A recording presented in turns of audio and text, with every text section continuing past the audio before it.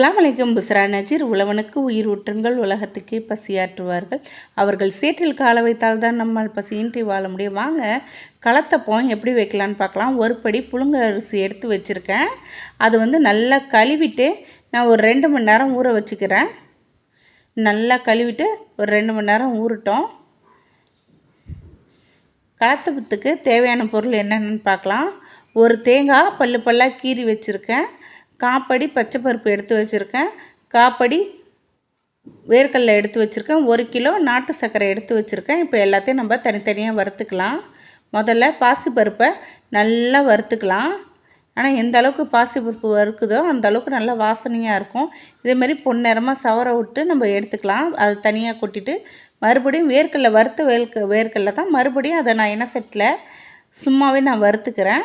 பெருசாகவே அதையும் நல்லா வறுத்துக்கிட்டு வேர்க்கடலையே வறுத்துட்டு இப்போ ஒரு முறத்தில் நான் போட்டுக்கிறேன். இப்போ தேங்காவை பல்லாக நான் கீறி வச்சுருக்கேன் இல்லையா, அதையும் நான் நல்லா வறுத்து எடுத்துக்கிறேன்.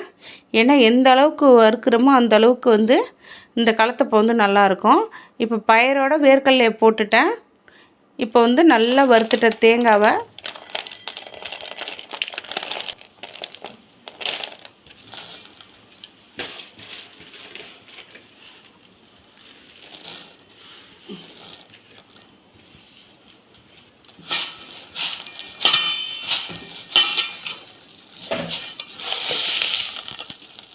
வறுத்து எல்லாத்தையும் ஒன்றா சேர்த்துக்கிட்டு இப்போ அதுக்கப்புறம் தண்ணியை நல்லா வடிகட்டிட்டு அரிசியை ரவா பதத்தில் நம்ம அரைச்சிக்கலாம். இப்போ அரிசியை பாதியாக நான் மிக்சியில் போட்டு இப்போ நான் அரைச்சிக்கிறேன். தேவையான அளவு 1 டம்ளர் நான் தண்ணி ஊற்றி நான் அரைச்சிக்கிறேன். இதேமாரி ரவா பதத்தில் அரைக்கணும். நைஸாக அரைச்சா நல்லா இருக்காது. களத்தப்போ கொஞ்சம் குறை இருந்தால் தான் நல்லாயிருக்கும். மறுபடியும் நான் அரிசியை போட்டு கொஞ்சம் தண்ணி கொஞ்சம் கூட போயிடுச்சனால அதே தண்ணியை ஊற்றி நான் அரைச்சிக்கிறேன். இதை பாருங்கள், இந்தமாரி தான் ரவா அளவு இப்படி தான் அரைச்சிக்கணும். எல்லாத்தையும் நான் அரைச்சி எடுத்துக்கிட்டு இப்போ நான் எல்லாத்தையும் மாவை கலக்கிக்கிறேன். எல்லாத்தையும் ஒன்றா ஊற்றி இதேமாரி நான் கலந்துக்கிறேன்.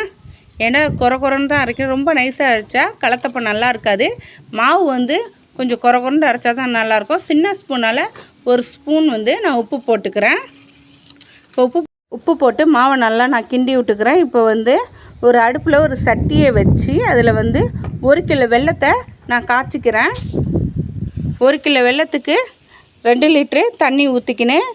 ஏன்னா நான் சொம்பால் 2 சொம்பு நான் தண்ணி ஊற்றிக்கிறேன். உங்களுக்கு தேவைப்பட்டால் வெல்லம் கம்மியாக இருக்கிற மாதிரி இருந்தால் காப்படி வெல்லம் கூட சேர்த்துக்கலாம், 1/4 கிலோ.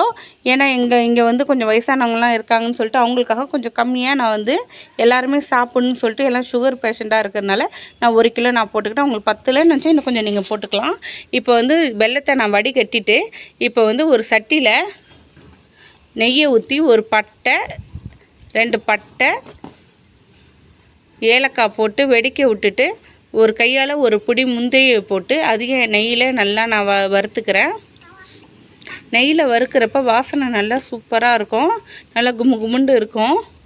இப்போ முந்திரி நல்லா சவந்த பிறகு இப்போ வறுத்து வச்சதை எல்லா பொருளையும் பாசிப்பருப்பு, வேர்க்கடலை, மல்லாக்கட்டை எல்லாத்தையும் போட்டு நான் நல்லா ஒன்றா வறுத்துக்கிறேன்.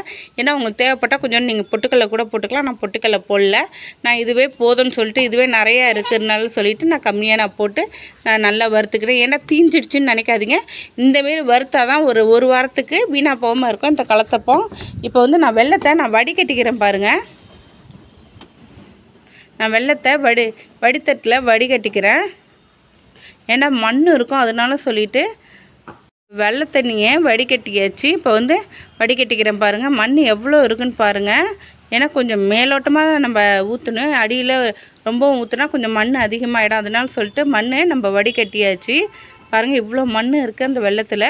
இப்போ நல்லா வெல்லம் கொதித்து வர வேணாம், லேசாக சூடு இருக்கிறப்பயே நம்ம இந்த மாவை நம்ம ஊற்றிக்கலாம். ரொம்ப கொதிச்சு வந்துச்சுன்னா நம்ம கெட்டி தட்டிடும். அதனால சொல்லிட்டு நம்ம கலக்கி வச்சுருந்த மாவை நம்ம ஊற்றிக்கலாம். கரெக்டான அளவு 1 படி வெல்லத்துக்கு 2 படி தண்ணி தான். அதேமாரி 1 படி அரிசிக்கு 2 படி தண்ணி தான். எல்லாமே கரெக்டாகவே இருக்கும். இதில் வெல்லத்தோட தண்ணி தான் நம்மளுக்கு. மாவு தண்ணி சேர்க்கக்கூடாது. ஏன்னா அது ஒரு டம்ளர் தானே ஊற்றணும், அதனால நம்ம சேர்க்க தேவையில்லை.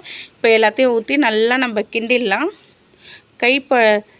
கை வந்து கெட்டி பிடிக்காத அளவுக்கு நம்ம வந்து நல்லா கிண்டணும். ஏன்னா எந்த அளவுக்கு நம்ம கிண்டுறோமோ இந்த கலத்தப்பம் அந்த அளவுக்கு நல்லா நம்மளுக்கு சாஃப்டாக இருக்கும், நல்லா பொச பொசன்னு இருக்கும்.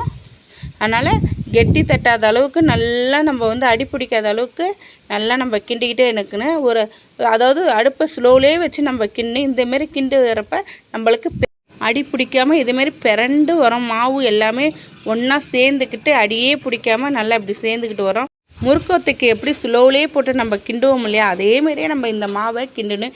ஏன்னா கொஞ்சம் நம்மளுக்கு அடி பிடிச்சா கூட கெட்டியாக போயிடும். அதனால சொல்லிட்டு பொறுமையாக ஸ்லோவாக வச்சு நம்ம கிண்டணும். கிண்டுறதுல தான் இருக்குது. இப்போ கிண்டுறப்பே வந்து மாவு வந்து நல்லா கொஞ்சம் வெந்திருக்கும் பாருங்கள். இந்தமாரி தான் வந்து அழகாக வெந்திருக்கும். மாவு நம்ம கிண்டுறப்பே வந்து நல்லா வேவுன்னு அந்த சட்டிலே வந்து மாவு நல்லா வெந்தால் தான் நம்மளுக்கு வந்து விசில் விட்றப்ப டக்குன்னு வெந்துடும். இதேமாரி நல்லா வந்து கிண்டிக்கிட்டே இருக்கணும். கெட்டி தட்டவே அதேமாரி உப்பு இதேமாரி வரணும், உப்புக்கிட்டு வரணும். நல்லா வெந்திருக்குன்ற நல்லா வெந்துருச்சு. இப்போ வந்து சட்டி கீழே இறக்கி வச்சுடுவோம். இப்போ வந்து ஒரு ஏனத்தில் மாற்றிக்கலாம். ஒரு டப்பாவில் தாங்க நான் வந்து கலத்தப்பை வைக்க போகிறேன். 2 டப்பாவில் தான் கலத்தப்பை வைக்க போகிறேன். அதனால் சொல்லிவிட்டு ஒரு டப்பாவில் ஃபஸ்ட்டு நெய்யை ஃபுல்லாக நான் டப்பா ஃபுல்லாக எல்லாத்தையும் தடவி விட்டுக்கிறேன். 2 டப்பாலையும் பெரிய டப்பாலையும் சின்ன டப்பாலையும் நல்லா நான் கையால் சுற்றிரும் நம்ம தடவி விட்டுக்கலாம். ஏன்னா அப்போ தான் கலத்தப்பை வந்து நம்ம கொட்டுறப்போ வந்து நல்லா பன்னு போல் அப்படியே தப்புன்னு வந்து உழுவோம் கலத்தப்பம். இப்போ வந்து கலத்தப்பத்தை மாவு வந்து இப்போ டப்பாவில் நம்ம சரிசமமாக நம்ம வச்சுப்போம். அதாவது டப்பா ஃபுல்லாக வைக்கக்கூடாது, 3/4 டப்பா தான் வைக்கணும். ஃபுல்லாக வச்சா நம்மளுக்கு வந்து வலிஞ்சிடும். அதனால சொல்லிட்டு 3/4 டப்பா தான் நம்ம வைக்கணும் கலத்தப்பத்தை. மறுபடியும் இன்னொரு டப்பாவில் நான் வச்சுக்கிறேன். 2 டப்பாலையும் சரிசமமாக இந்த கலத்தப்பத்தை நான் வச்சுக்கிறேன். இப்போது எல்லாத்தையும் நான் மாவை எடுத்து இப்போ வந்து சின்ன டப்பாவில் நான் ஊற்றிக்கிறேன். இப்போ வந்து சரி பாதியாக நம்ம அளந்து இப்படி தான் நம்ம கரெக்டான லெவலுக்கு நம்ம கொண்டு வரணும். கீழே நெய் போட்டோம் இல்லையா டப்பாவில், அந்த நெய் வந்து இப்போ மேலே வந்து அந்த மாவில் வந்து வந்துடும்.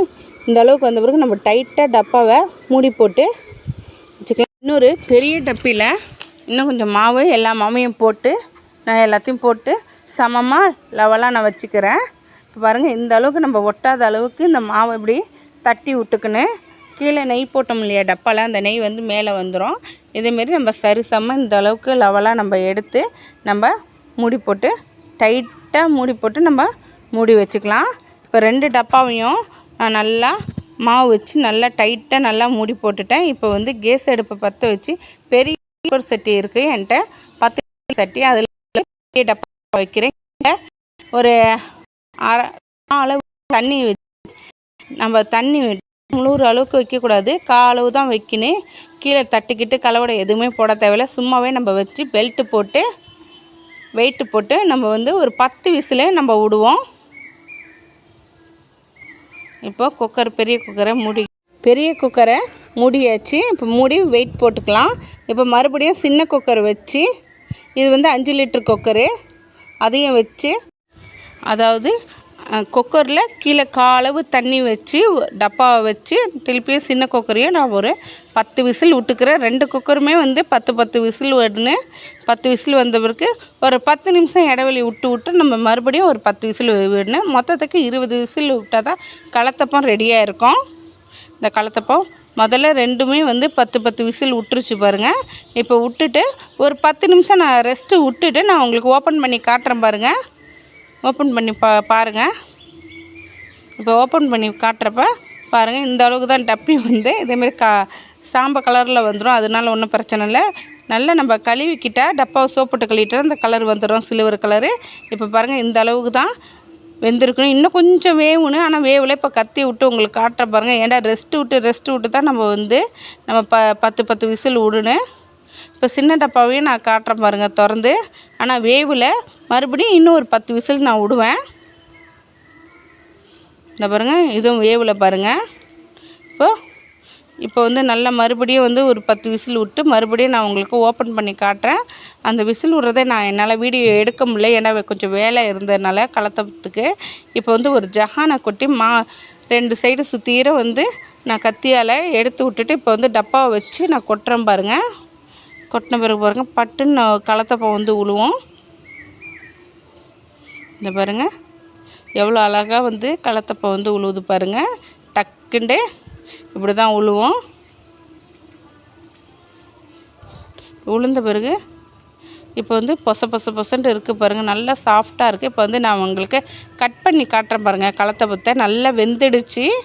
கலத்தப்பம் மறுபடியும் 10 விசில் விட்டோம் இல்லையா, அதுக்கப்புறம் விட்ட பிறகு நம்ம ரெஸ்ட்டு விட்டு தான் நம்ம அறுக்கணும். அது 10 விசில் போதும். மொத்தத்துக்கு 20 விசில் விட்டால் தான் இந்த கலத்தப்பம் நல்லா சாஃப்டாக பொசன்ட்டு இருக்கும்.